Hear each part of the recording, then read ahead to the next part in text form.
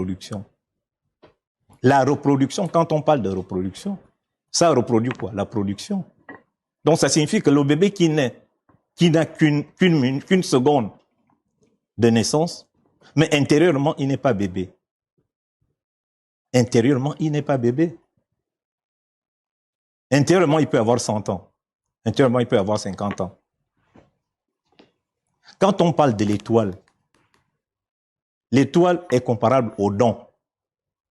Eyo nous a transmis des dons gratuitement. Quand on prend par exemple le cas du Gabon, sur le plan spirituel, si vous voyez le Gabon spirituel, vous n'allez même plus venir ici sur le plan physique. Le Gabon spirituel brille. C'est une étoile, brille. Il y a l'harmonisation là-bas.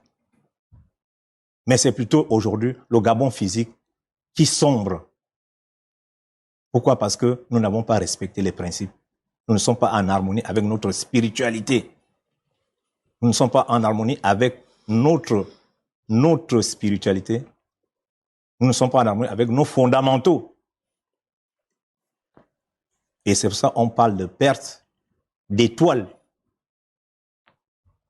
Là, mes frères ici ont parlé beaucoup d'autres qualités de perte. Moi, je dis déjà que si moi je suis né pour être un médecin, je dois briller en tant que médecin. Mais si on m'oriente dans la biologie, pour que je devienne biologiste, je ne vais pas briller là-bas. On m'a détourné mon étoile.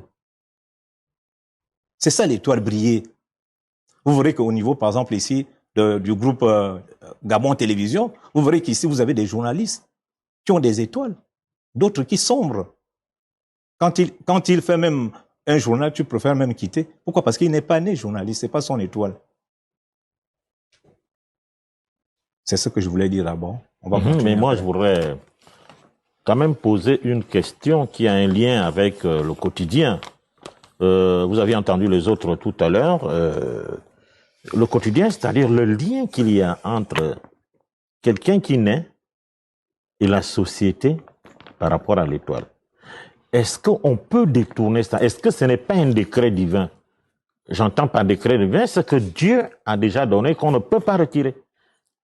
Alors, je vous dirais déjà que, par rapport à cette question, je vous dirais que ce n'est pas un décret divin. Qu'est-ce qu'on faisait à l'époque précoloniale sur le plan traditionnel? Lorsque l'enfant naissait, on l'arrangeait. Nous, on appelait ça okum, arranger l'enfant. C'est que faire en sorte que l'enfant devienne ce qu'il est. Faire en sorte que l'enfant devienne ce qu'il est. Devienne homme.